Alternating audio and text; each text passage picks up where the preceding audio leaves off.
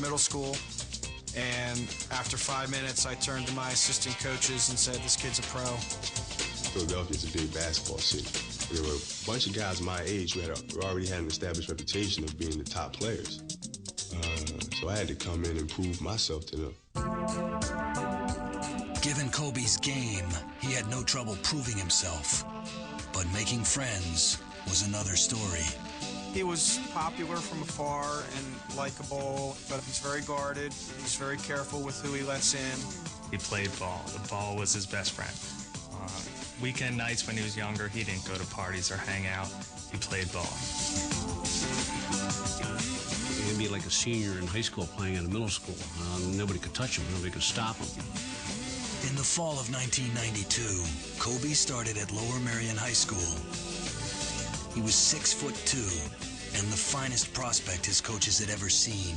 We heard there was a former ball player's son coming. Supposedly he was a pretty decent, flashy player. And there was this tall, skinny kid, around 6'4", 87 pounds, it seemed. He was wearing his father's Italian uniform, stuff with Le Coq Sportif on his shirt and whatnot. And it was awkward, but as soon as he stepped on the court, you knew what he was all about.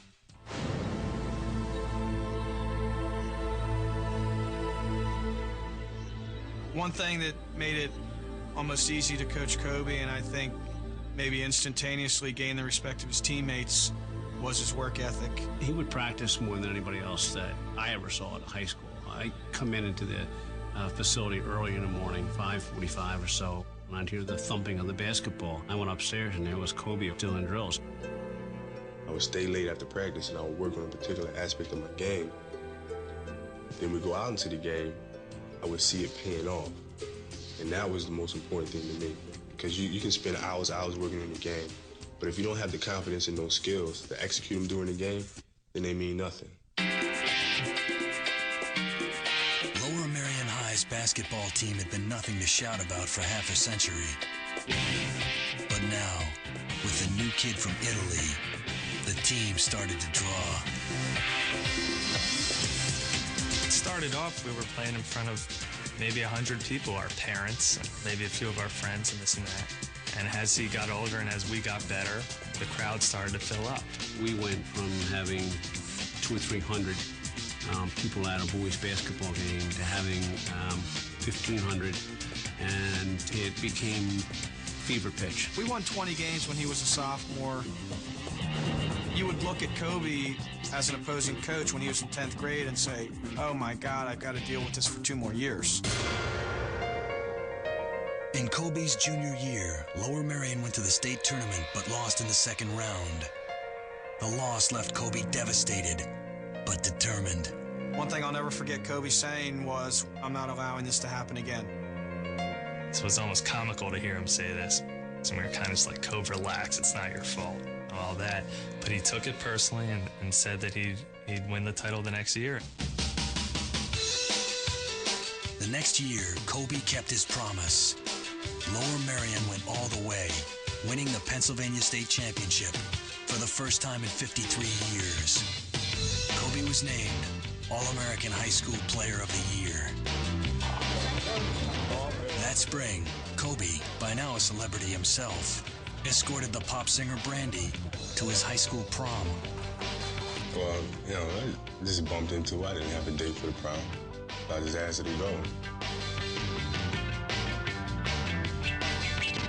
One of Kobe's classmates was the daughter of John Lucas, then coach of the Philadelphia 76ers. Lucas had seen Kobe play and invited him to work out with the Sixers during the offseason. The big buzz at the time was that he was just ripping up Jerry Stackhouse in one-on-one. Possibly at that time was the first seed that was planted that maybe college was not going to be a part of his future.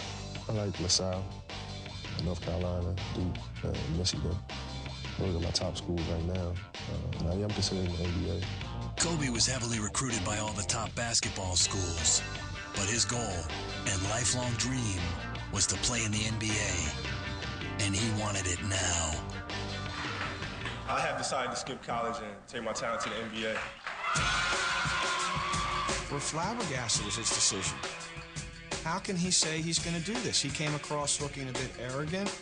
He came across looking naive. Remember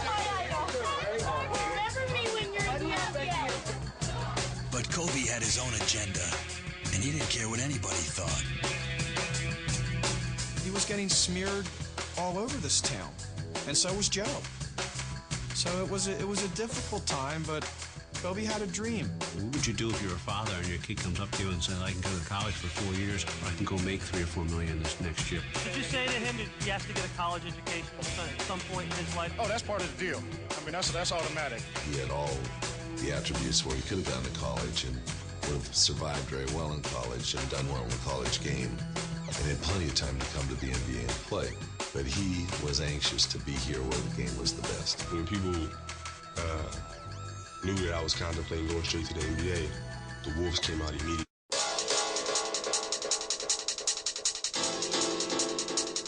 I have decided to skip college and take my talent to the NBA.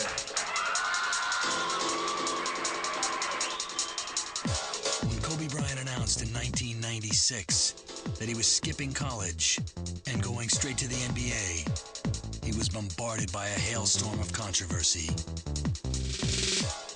I saw it on the local news, and I just remember thinking, what's with those goofy glasses on his head? Who does this guy think he is? It was pretty wacky to think that here's some kid you went to high school with who's going to the pros. It was all over the place. It was in the newspapers, it was on radio talk shows. Should he do this? Should he do that? Education first, sports this. He's not ready. Parents are messing up. They didn't raise him right. It's crazy things, silly things. Only a few players had made the leap successfully from high school to the NBA, and they were big men. Kobe was 6'5", small by NBA standards. Laker general manager Jerry West had heard about the brash kid from Philadelphia and wanted to see for himself. He invited Kobe to work out with the Lakers a few weeks before the draft. We put him against Michael Cooper, who was one of the really great defensive players we had in the NBA. We played him against Larry Drew, and it was a joke to watch him march over these people. And the kid was 17 years old at that point in time. He told me, he said this was the greatest workout that he'd ever seen in his history of working out players before the NBA draft, and that Kobe had the chance to be one of the greatest players to ever play the game. I thought it was an absolute easy decision to try to do anything we could to get him. The Charlotte Hornets select Kobe Bryant from Lower Merion High School. The Charlotte Hornets picked Kobe in the first round, 13th overall. Jerry West then astonished many observers by offering his starting center, Vlade Divac, in trade. There were some upset people when we made that trade.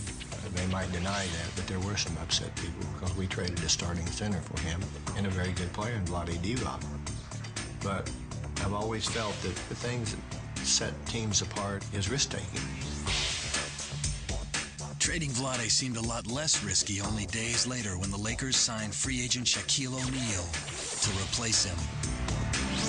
The dynamic duo was in place. In the summer of 1996, Kobe, along with parents Joe and Pam, moved to LA to begin living out his dream. Kobe was playing in Los Angeles Laker uniform, and it was just amazing that 10 years ago when this kid was 8 or 9 years old, that now he's playing in the NBA against me, and I played against his dad. The fans were anxious to see him play, and Kobe lost no time in showing the fans he could play. In the rookie All-Star game, he led all scoring with 31 points. Then he ran away with the slam dunk contest.